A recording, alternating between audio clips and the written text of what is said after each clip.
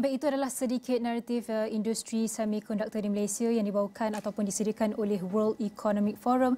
Tapi kita nak tahu sejauh manakah realiti industri ini dan bagaimana untuk kita mengangkat industri ini menjadi pemacu kepada hub pelaburan negara, dan kita nak tahu juga apakah peranan pihak berwajib untuk kita mengangkat naratif ataupun inisiatif ini. Jadi untuk kita berbincang lanjut, I would like to welcome Datuk Sri Wong Siew Hai, the President of Malaysia Semiconductor Industry Association, MSIA. Good morning, Dato'. Good morning. Thank you for joining me this morning. Perhaps firstly, we could start with providing an overview of the current state of semiconductor in Malaysia. Perhaps you can highlighting the strength or perhaps the key components that we should know about the semiconductor. Okay. First of all, thank you very much, and thank you for having me with Astro, AWANI. First of all, Malaysia started the semiconductor industry in 1972. So we already 52 years. So we celebrated 50 years in 2022.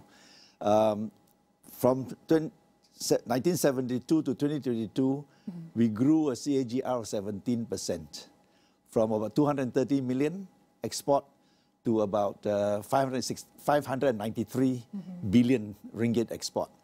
So it is showing that we are practically doubling our export every 4.5 years. So we started with assembly tests, diversified into many other segments of the electronics industry, including LED, solar, automotive, and so on. And not just assembly tests, we also expanded into related industry like automation, equipment, tooling, precision engineering. And not only that, our people have also taken on bigger roles in this semiconductor industry. They started managing only the factories in Malaysia, but then today our leaders have taken on global operations, managing global operations, some even in profit and loss.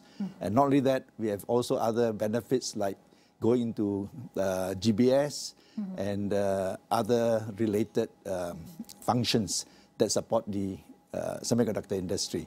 So that's where we are. So we have developed, Malaysia have developed a whole series of ecosystem that supports a global industry, the semiconductor industry. And that will include things like, just now I mentioned automation, but also services and chemicals and so on that support the industry. So the ecosystem has been built over time. And the latest one we had was with substrate, with tooling, we call it fab equipments, and many others that support the industry. Like you mentioned, Datuk Sri, the ecosystem as a whole is going towards a positive trajectory, a positive, good trajectory, I might say. But perhaps when I say a good development, there's always another side of it. Yes. Perhaps loopholes that we can look at. So what role does Malaysia currently play in the global sector of semiconductor supply chain, and how do you see this evolving in the coming years, looking at the other side, or perhaps the bad side of it? Okay, Malaysia now ranks 6th in terms of global export, and 7% of global trade flows through Malaysia. Malaysia has about 13% of the back-end capacity, which is assembly and test capacity. And so it is a significant hub. So remember, during the COVID in 2021, Malaysia was highlighted as one of the countries that was not able to ship chips to the automotive industry. That's how people start recognizing that, wow, you have such a big operation here. And with the recent Financial Times report and the New York Times report and many other reports by the international media, now show that Malaysia is really a significant hub. So that's where I think we are. And there's a lot of opportunities in it for us to move forward, especially with the geopolitical tension that is happening around the world. And speaking of semiconductor industry, of course, there'll be a lot of challenges from left, right, or even in front of us. Of course, when we compare our region, our country with other countries in the same region, we have Singapore, Indonesia. So what are the best strategies that we can implement to address all of these challenges, Datuk Sri? So I think we need to look at it in total. Okay, so Malaysia, number one, has 52 years of experience. And we have people who are able to perform and deliver to what the companies want, whether it's corporate, MNC, or whether it is local companies. So this is the one of the most important, I think, quality that we have in terms of performance. So consistently for 50 years, we've been performing in the sense that when new technologies comes in, okay, they are all sent to Malaysia to debug, to commission, to try engineering and so on until they are ready for manufacturing. So there's one aspect of our talent has been very well so-called trained or experienced in this area. Secondly, we have, of course, friendly business government, a good ecosystem, and the significance of the whole system, the infrastructure that has helped Malaysia to grow. So as you can see, recently, Intel announced a $7 billion US dollars investment, AT&S 1.7 billion euro, Infineon 5 billion euro. Why? They have been here for 50 years and still expanding. Infineon been here 30, 40 years, still expanding. This is a testimony to the trust they have in the country and the people. We should be very proud. But right now we can see that the pace of technological investment is very fast. We can't, as much as we try, we can't even catch up with the pace of the technological advancements. We have AI and many more right now. So how can Malaysia position itself to attract and to be more attractive, to attract all the investments or the right talent pool? I think Malaysia have been quite successful in attracting MNCs, or foreign companies, FDIs. We have shown that the investment last year of 329 billion was very significant, and out of which 46% are manufacturing, and out of which 56% are from E&E industry. So we have shown that we are able to attract the FDIs. At the same time, you know, these have opened opportunities for our Malaysian companies to participate in this industry. However, one of the challenges that we face is how to grow Malaysian champions. You know, attracting FDI is good. At the same time, we need a parallel track that, you know, that we can build Malaysian global companies. So we have a few which are big in our country, but not so big yet in the global scene. So that's another area that we need to focus on. Speaking of which, where the technological advancements includes AI, Internet of Things, IoT, and also 5G. Right now we have 5G.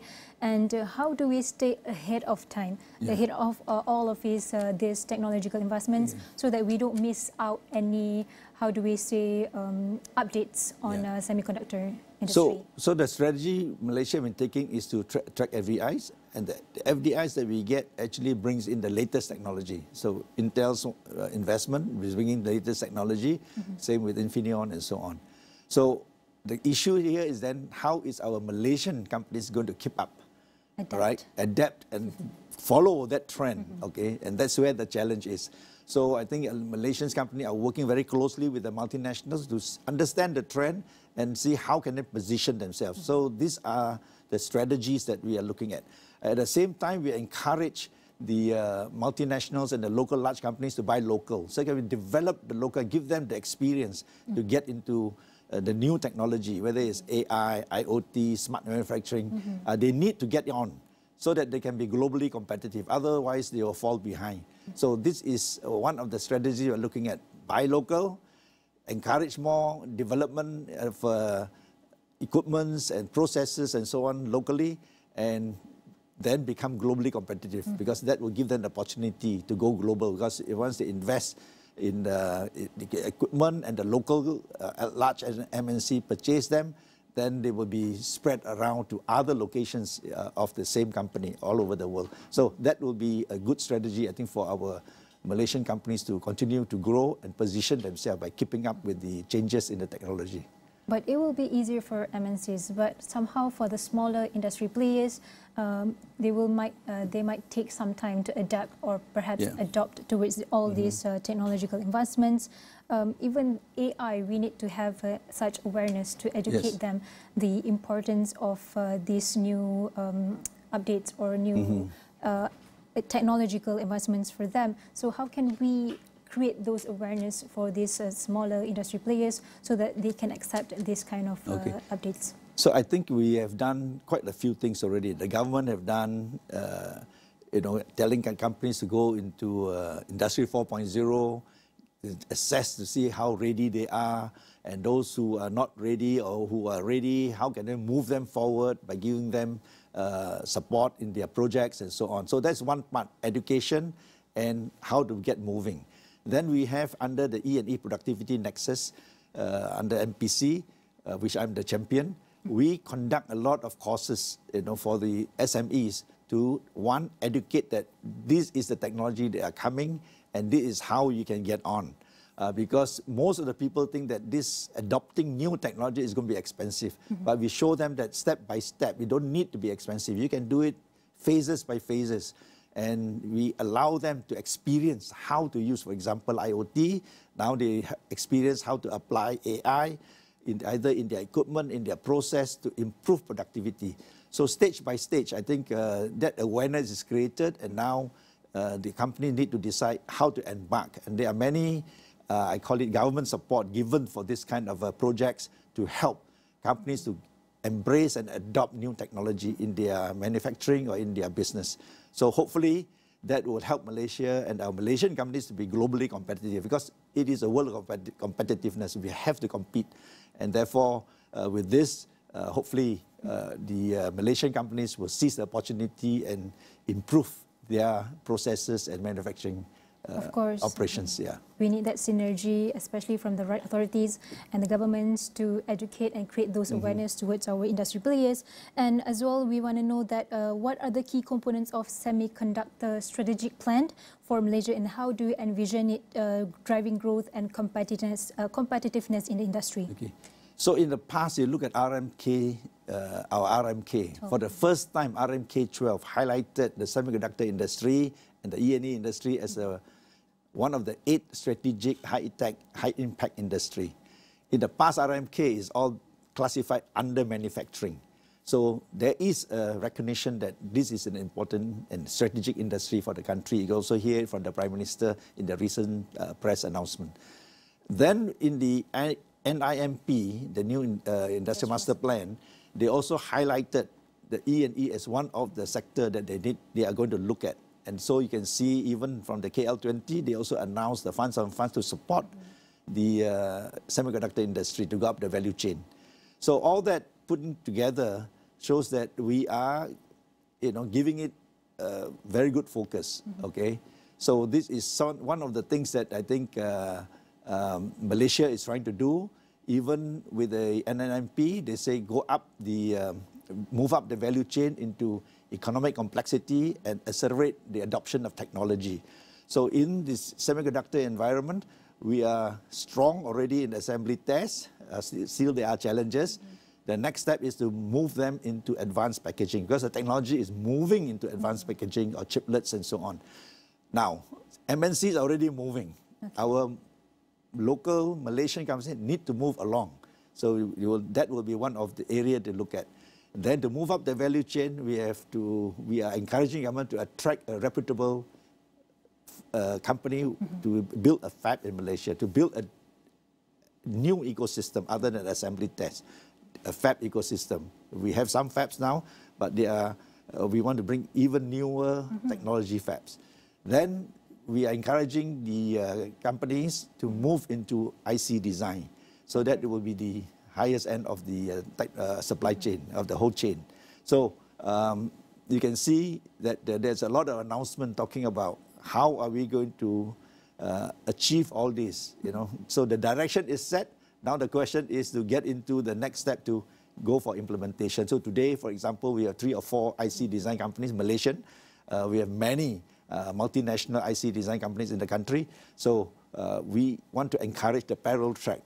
Okay, continue with the MNC approach. However, we want to also develop the domestic companies. Like Dato' Sri said, we have all those frameworks, policies ready. Right now, we want to focus on the implementation. So how do we ensure that this framework and also policies can be rolled out or play? I mean, how do we ensure this? The effectiveness of this whole frameworks and the policies that be rolled out by the government? Yeah. I think first of all, we got to look at what are the challenges that we are facing, okay, and what are the opportunities that are there. So let me just frame the scenario. So in 2022, okay, the global semiconductor revenue was $574 billion US.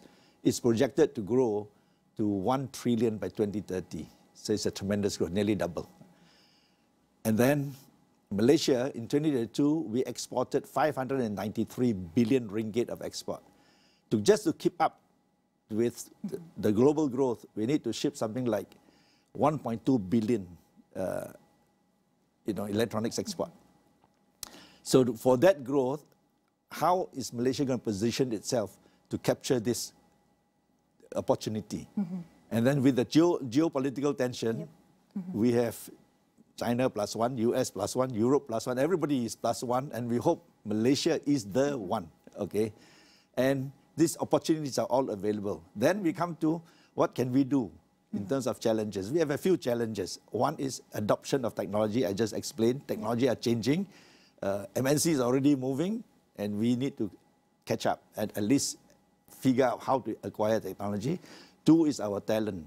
How do we then build our talent to support all this growth? So a few things have been done working with the government on, for example, to attract more our SBM leavers or school leavers to join the manufacturing industry, especially electronics industry. So we have what we call Academy in Factory. We started with that when MSIA recommended that to the government by saying that if the employee joined this factory for 18 months, after 18 months skill training, classroom training, acquiring all the knowledge, they can become a manufacturing technician. So there is a career in front of them. So we said, hey, you join, there is a career, not just forever become a worker, okay? Yes, we start early. Start like that. Okay, this is one of the programs. Then we do training for the engineers into IC design, into different areas. And then we have to take care of the so-called unemployed engineers who somehow did not get a job. We train them in order to put them on into the job. We did that program now for the last few years. Nearly 100% of them are placed. This year a little more difficult because they are slowed down in the industry, last year especially. So we couldn't achieve 100% yet, but we're getting close, as hiring is happening. So programs like this we need to do in order to get ourselves ready for this growth. But there are many other things that we need to do, including new deals for business, which we are working with the government to identify areas of improvement for the country so that the companies here have the ease of doing business. So one of them that we have accomplished and working very closely with YB Rafizi and the Pemuda is to improve the approval for expatriate working pass. From in the past, it's been somewhere between 6 to 12 months. Now we are doing it in 10 days. And for fast track, even 5 days. So these are the things that if we can do, and many of these items that we think are preventing productivity, or we can improve productivity by doing all this so that the companies are better planning, they know it's predictable and so on.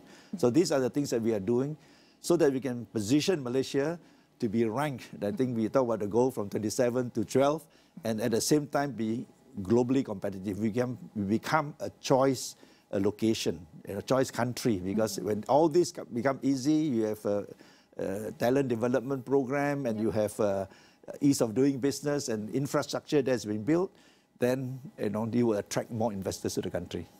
Perhaps we have about 1 minute left. A little bit of aspirations and outlook from you and about the semiconductor industry, perhaps in 5 to 10 years' time, and what are those steps that should be taken to actually realize the strategic plan that's been rolled out? I already mentioned about the growth, okay, from global growth from 574 billion to 1 trillion. And I expect that over the next 6 years, I would expect a super cycle. And Malaysia have to capture that super cycle because everywhere around the world, fabs have been built. And we are strong at assembly tests. We got to get ready. And I know that all the companies are expanding, ready for that, hopefully for that growth. Then we got to get our talent to be ready.